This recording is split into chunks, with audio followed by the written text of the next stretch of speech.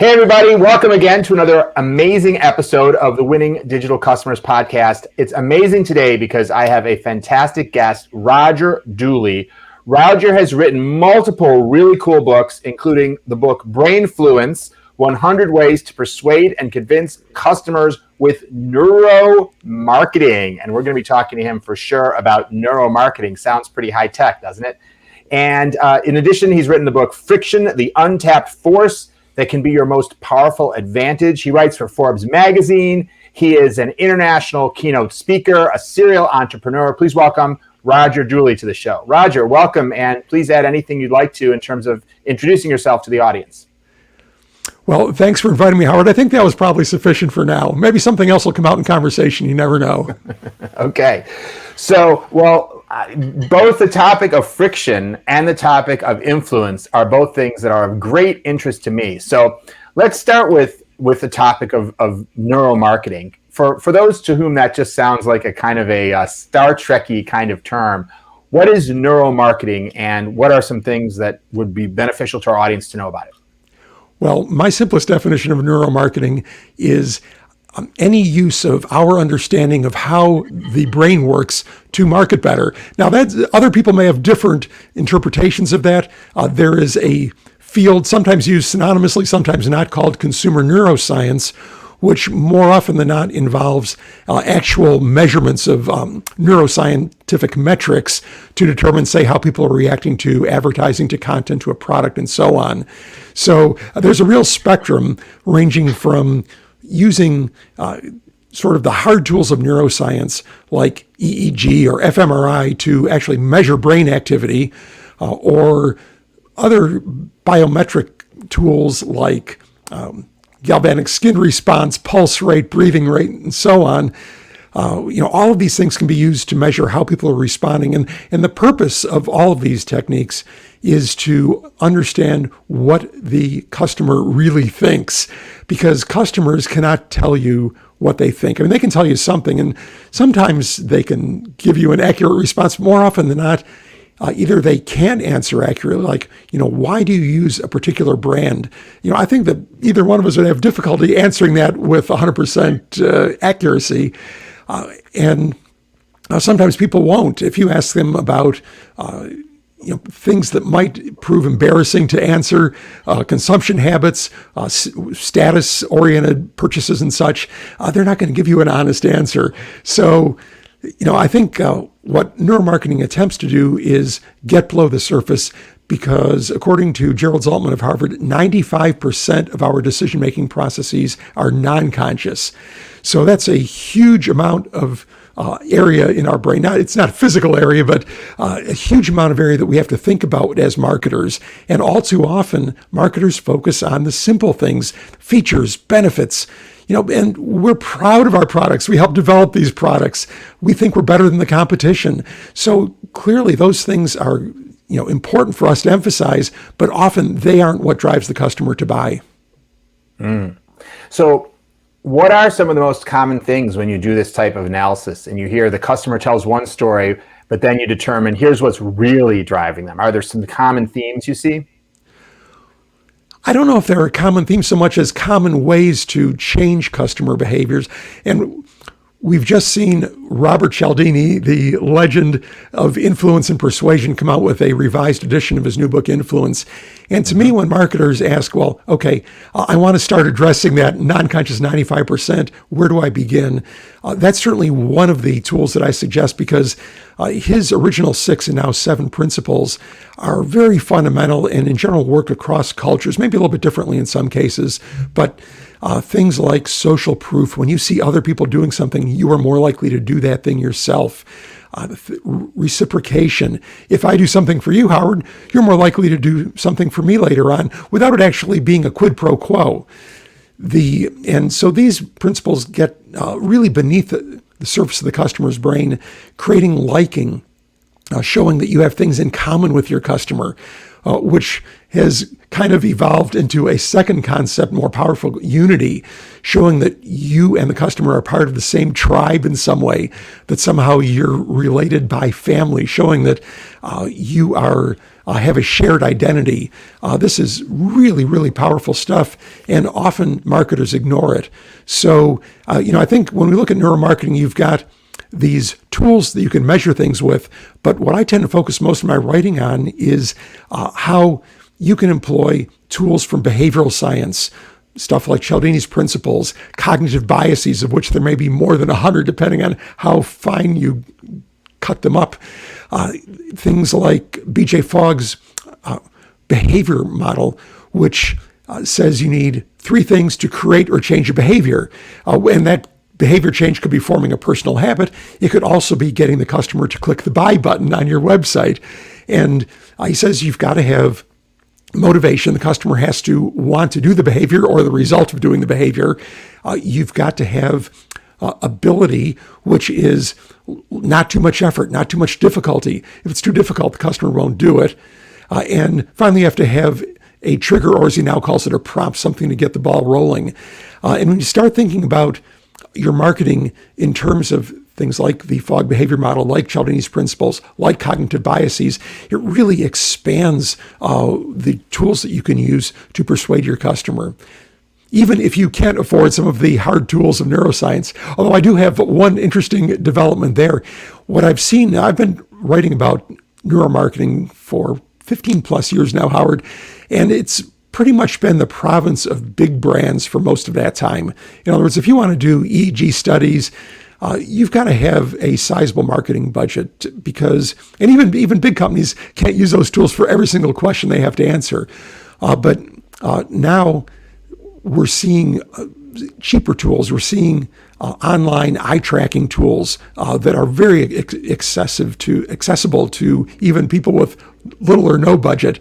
And today, a company called Immersion Neuroscience is introducing a new product that uses the Apple smartwatch to measure some of these traditional neuromarketing metrics. Now, we haven't seen a lot of that out in the marketplace yet, but the company was founded by Paul Zak, the oxytocin pioneer. So I really have high hopes for that effort. And that promises to make it accessible to just about any size company. Fascinating. So can you, both because some of the people who listen are large enterprises, and also because some of these capabilities are coming down in cost, can you lay out a little bit more if I wanted to hook subjects up to a bunch of wires or something to figure out what they were really thinking?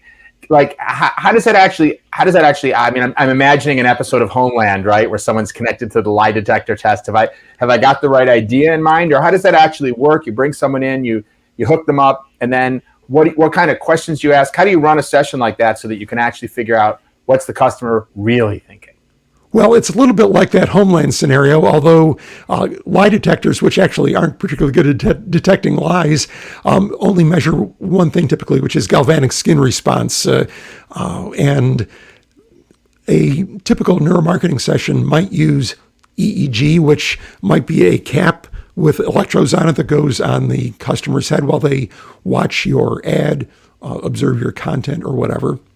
It could include other biometric measures, heart rate, breathing rate, eye tracking, so they can see where the customer's eyes are tracking, like which part of the ad are they looking at then when they had this reaction. And when you combine all this data, you can get a good understanding of how engaged the customer is with your content or your ad, whether they're having an emotional response, and probably whether it's effective. And the key thing is that in dealing with a vendor of these neuromarketing services, you really want to be sure that they know how to interpret these, because anybody can hook up an EEG cap to somebody's head. I could do that. And that would not mean very much, because there is this massive avalanche of data coming out of those sensors. And you've got to know how to condense them and how to interpret them into useful signals, and then interpret those signals to understand, something's happening. Is the customer engaged? Are they angry? Are they happy? Are they sad? What's going on?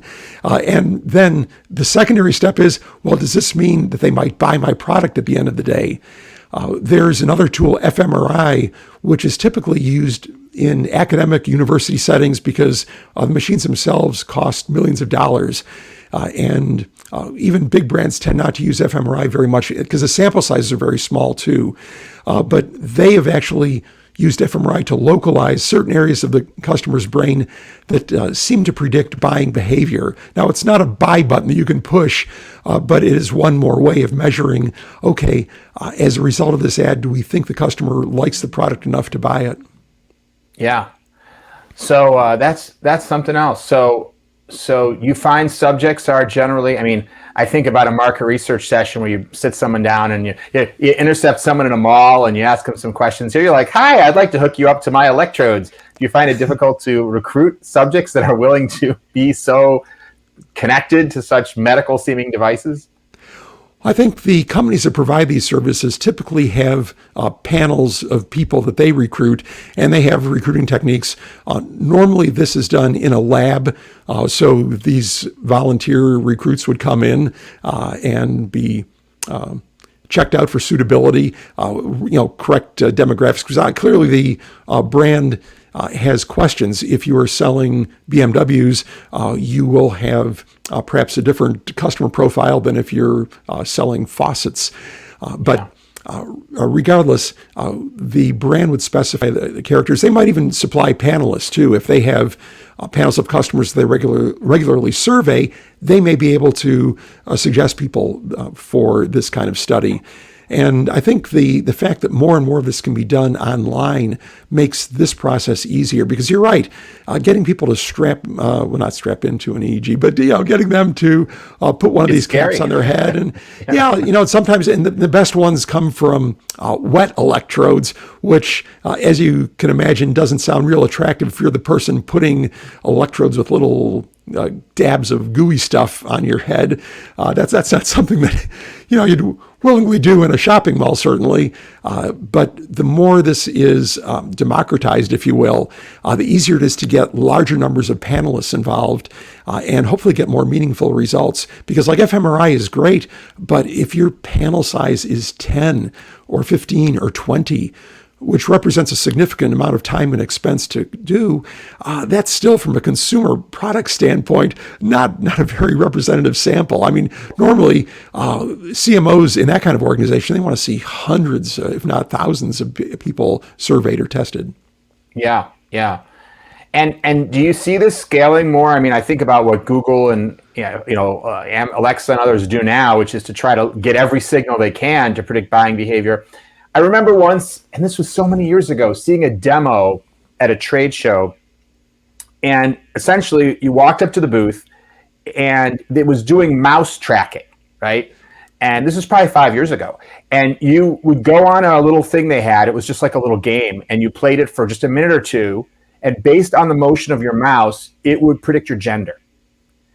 And it was like 90% accurate. That just by how you move the mouse, like I guess the pathways or how curvy or straight or the level of acceleration or whatever else, they were able to predict gender. And I was like, wow, like it's funny because I haven't heard anything more about that. Sometimes you see something like that's amazing and it doesn't seem to go anywhere. But like, might we see in the future that our interactions in real time with Facebook, et cetera, or are they already doing this? They're already using some of these principles. Obviously, they don't have EEGs connected to our brains yet while we're online. But I mean, do you see some of this starting to become part of Alexa, for example, can hear my tone of voice. I don't know if they're doing anything with that, but do you see that becoming something that's not just a lab technology, but something that scales up the way that things like looking at your pathways of navigating to a website, things like that are used to determine what, your marketing interests, things like that?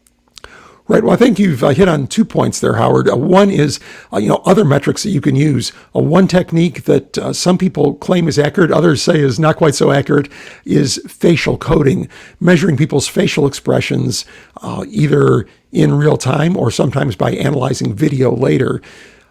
And gauging their emotional response to whatever it is you're showing them. I know that there's one company, Affective, out there that has received millions of dollars of funding to employ that technology for the auto industry to measure whether drivers are engaged, what their emotional status is, make sure they're paying attention to the road. There are other types of activities. But when you talk about measuring mouse behavior, I'm not familiar with the gender study. That's pretty interesting. They might have had a little guy behind a curtain or something too. I don't know. But maybe it really is predictive. Maybe there's just not a market for predicting gender by how people move their mouse around. But the way people do move their mouse around on your website, that is significant. There are mouse tracking tools. There are click tracking tools. And one thing that, and this is a little bit out of the field of neuromarketing and more into the customer behavior area, which I think is equally important. If you have not done click tracking on your site, which basically measures both mouse motion and mouse clicks, if you haven't done that before, and you look at what people are clicking on your website or perhaps tapping on your mobile app, you'll find people are tapping on weird stuff that you didn't expect them to. And sometimes you find actual hotspots there where a lot of people are tapping on that. And, when you go to your designer or web developer or app developer and say, hey, people are clicking on this thing, well, they'll say, well, that's because they're stupid. That's obviously not clickable. And I think the message is, no, if people are clicking on something in reasonably large numbers, they aren't stupid. The design is stupid because it's not obvious what they're supposed to be clicking on. And, so I think that people who aren't doing that, that's a very inexpensive way of measuring actual customer behavior. And to me, when you're doing neuromarketing studies, you are one step removed from actual customer behavior. You're measuring typically response to an ad, response to a product, response to something else, and then you're going to try and infer what their behavior will be. When you measure customer behavior on your website, you are measuring what customers are actually doing. So to me, that is an excellent way to do it, and it can be surprisingly cheap. Yeah, fascinating. And I think a lot of companies are at some level doing that, but of course, I'm sure you're right. I'm sure some aren't, or they may have the data and they don't always know exactly what to make of it, at increasingly sophisticated levels. I think this area of facial emotion, detection and eye tracking, hearing you talk about it, I mean, the thought that's running through my mind is in part, well, it's going to be tough. Like, imagine the value to a marketer if you could track all your customers all the time that way. It would seem like a gold mine. And then but on the other hand, if Amazon said, would you just turn your camera on while you're browsing Amazon so we can watch you? I would imagine that most people are like, no, I'm going to pass on that. But I could imagine, I remember that, I don't know what became of it, but Samsung is probably still in their phones. Samsung had a feature where you could read something, and as you get to the bottom of the screen, it does eye tracking and actually moves the screen up for you. And I think it's one of those like deeply nested features you have to turn on, like experimental. And I tried it once and I didn't find it particularly pleasant. So that would drive me crazy, Howard. Yeah, but it makes me think like maybe there's an opportunity, like if we could create features that create a convenience for people, and maybe I'm thinking like an evil person here, but they could create convenience for people to leave their cameras on, ways of using gestures to control things. Like I think about some of the games my son plays where the camera is on because it's part of the gameplay. We're all on Zoom now so much. If all of a sudden your commerce experience evolved so that your camera was on, not so that we could spy on you, but for some other reasons that benefited you as a shopper, then all of a sudden we'd have all that data, and then imagine what good, I mean, frankly, and evil we could do. It's like anything, but conceivably gain so much knowledge and insight into how every single customer feels. I don't know. I think that's both interesting and scary, but I don't know if that's the future or not. But as I see more and more, just like we've experienced over the last few years, many of us have Alexa constantly listening to us, which wasn't something that was happening before. I wonder if the future will be cameras as well. Well, it could be, but I think that there would be a risk there of suddenly getting a headline in the Wall Street Journal about what you're doing with that data. In other words, you tell the customer that we want to help you do this thing, but you're also gleaning other data and then employing that to sell more stuff. To me, there's a risk there for brands. I think that we've seen a new emphasis on privacy. Look at what Apple's doing with their new privacy features. That hasn't fully played out yet, but I think we'll see, how protective of their privacy customers are. I think customers have allowed Alexa to be on all the time because so far there's no indication that data is being misused in any way. And it's pretty handy to have her listening and at your beck and call. But I think that if there was any indication that somehow this was being used for a purpose that is even sounded evil to people, you would have a big revolt on your hands. Mm-hmm. Interesting. Perhaps so. Perhaps so. Well, before we move on, I want to talk about friction. But before we go there, I would like to just ask, you've mentioned several things I think that are, we've been in the realm a little bit of the future and some of the kind of fun, most interesting aspects. But on the most practical level, if you're speaking to a marketer today and they said, I'm not expecting to attach all my customers to EEGs at the moment, but what are like the top few things you'd say, and I know there's a lot more in your book, but like you'd advise a marketer to be thinking about to apply some of these principles to their day-to-day work? Well, first of all, I think there are cheap ways to measure customer behavior, even if you can't hook them up to electrodes. We talked about some of the tools, these customer behavior tracking tools that will see what they're doing on your website or your mobile app. Yeah. Google Analytics has way more data in it than you'll probably ever use. And there's certainly other analytics tools as well out there. There's a wealth of information that if you can root out the things that, where people are getting stuck in your processes, what people are doing, that's going to tell you a lot. And then I would look at the tools of behavioral science, these very simple cognitive biases that you can employ, hopefully in an ethical way. And I think if you look at what other people are doing, when you go to a typical travel site, Howard, we haven't been traveling much lately, but if you jump on a travel site, you will see when you look up flights that there are only 2 seats left on the plane at this price. Or there's only one hotel room left at this price, and Scarcity. 20 people are looking at this hotel right now. What we're seeing there is scarcity. We're seeing social proof. They'll show you, 30 people have booked this hotel in the last 24 hours. More social proof. They may even say, people from your city are looking at this hotel now. They'll do all of these things, and these are all based on behavioral science. These big travel companies employ full-time PhD behavioral scientists to come up with these techniques, and they do a huge amount of testing. And that's the other thing. Don't assume that because something worked for one site, whether it's your competitor or a business in a different industry, that it's going to work for you. Use that to create your hypothesis, and then use some of the really simple A/B testing tools out there to test it against whatever you're doing now. If it improves it, then adopt it. If it doesn't improve it, try something else. But testing is your most powerful tool. Amazon, I have tremendous respect for as a company. If you look at their growth, there's nothing that compares. One of their secrets is an experimental culture that tries stuff, tests it, measures the results, and then either discards it or improves it. And this is an ongoing process. At any given point, they may be testing hundreds of different things on their website, little tiny things that as a customer you never notice. When was the last time Amazon redid their website? I don't know. I don't think they've ever redone their website. But if you actually compared a screenshot from 10 years ago, you would find lots of little changes. And these aren't random changes that some marketing manager thought, well, I think this is going to work better. This is something that somebody had an idea, they tested it, and it beat whatever it was they were doing before. Yeah. I'm sure you're right about that.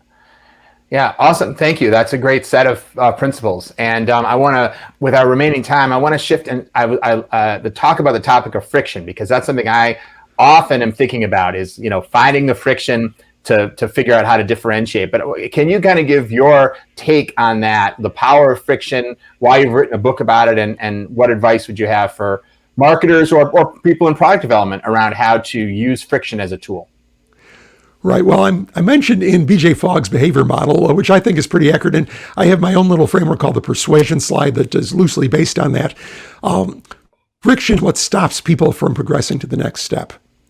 It is difficulty, it's effort, and according to Nobel Prize winner Daniel Kahneman, there is a law of least effort that applies to human behavior, and that's both physical effort, but cognitive effort too.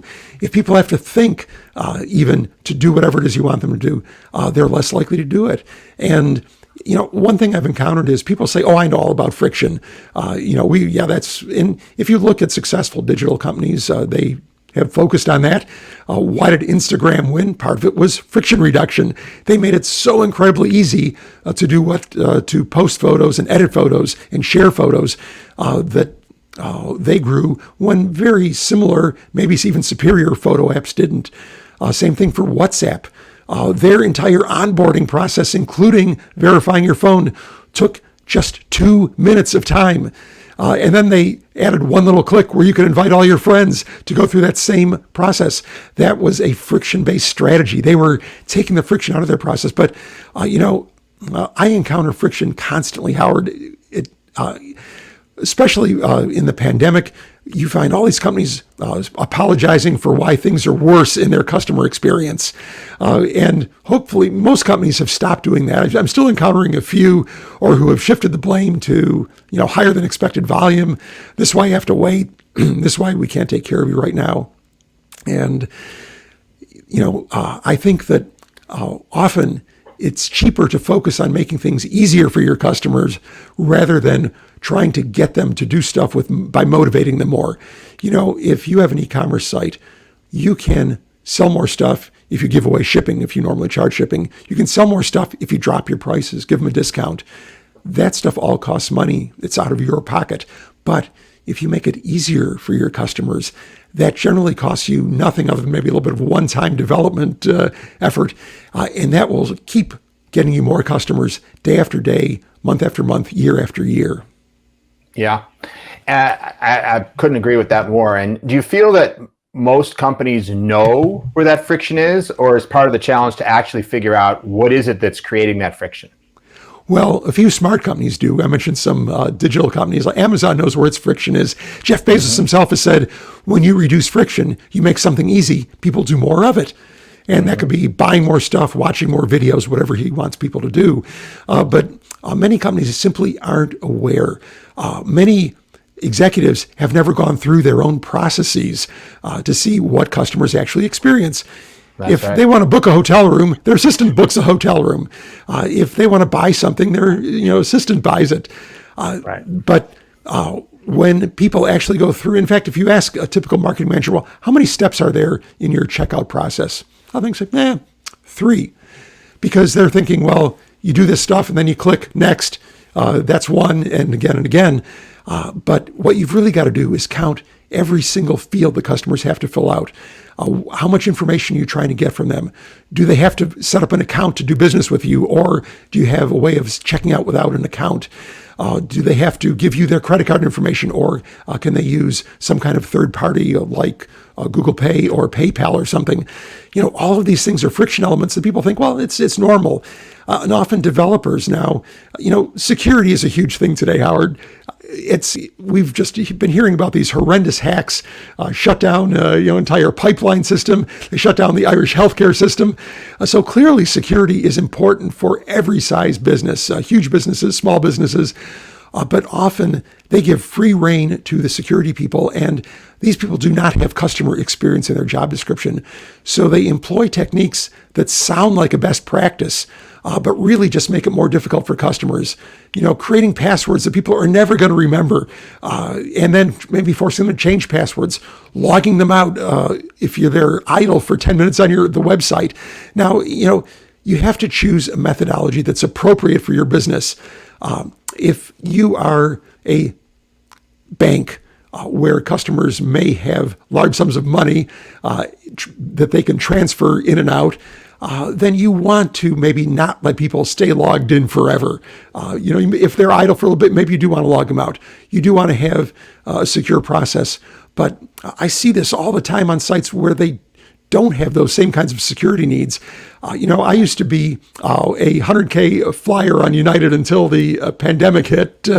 And what I experienced there was, when you're making reservations, even though I was a very frequent user of their website using the same computer that I used for 5 years, every month they'd log me out. They'd say, oh, hey, we don't recognize your device. Now you've got to re-authenticate using these, who's your favorite author? Your first pet or whatever, right? Right, yeah, and all these things that, I try to remember, how did I answer that 5 years ago? And, it's crazy. Then they log you out after a short period of inactivity. When you're on their supposedly high service level, dedicated customer service line, They force you to listen to lengthy announcements about a questionnaire about your customer experience. They have ruined your customer experience just by asking you that. I'm pretty sure that if their CMO had to make his or her own reservations, and they were on that same supposedly elite customer support line, and they had to go through that process, I'd say, well, wait, I was on the line 10 minutes ago. It made me do this. Why is it doing it again and again? And they'd say, hey, we got to stop doing this. But, it doesn't happen. Yes. Well, that's a powerful technique I find sometimes if you're doing a workshop or you're trying to persuade executives to fund something, is to give them that experience and have them call their call center or have them go on their own website. I think that's right. A lot of great stuff you just went over, and it prompted. The point you make about security, and God bless them, because of course it's a thankless job in many cases, being in information security. But you're right. I sometimes joke that if the security people designed our buildings, there'd be no doors and no windows, because totally secure, but obviously not so usable. Right. I think that's a good analogy. And I'll throw one other thought for you, Howard. My friend Martin Lindstrom, who also has written extensively about neuromarketing, his latest book, The Ministry of Common Sense, gets into some of these customer experience issues. And a couple of the things that he's done with executives were force them to go through what their customers do. He was consulting for a large credit card company and was going out to dinner with the executives. He, unbeknownst to the CMO, had them put his credit card on hold, the CMO's credit card on hold. And when the CMO went to pick up the check, he had to go through the horribly frustrating levels of support and, to get that problem solved so he could pay for dinner. And by the end of it, it's like, holy cow, this is what our customers go through. And he has a couple other kind of hilarious examples like that where he made people go through the real experience. One case, they almost fired one executive wanted to fire him because they were so unhappy with the experience that they were forced to go through, even though that was the experience that their customers had.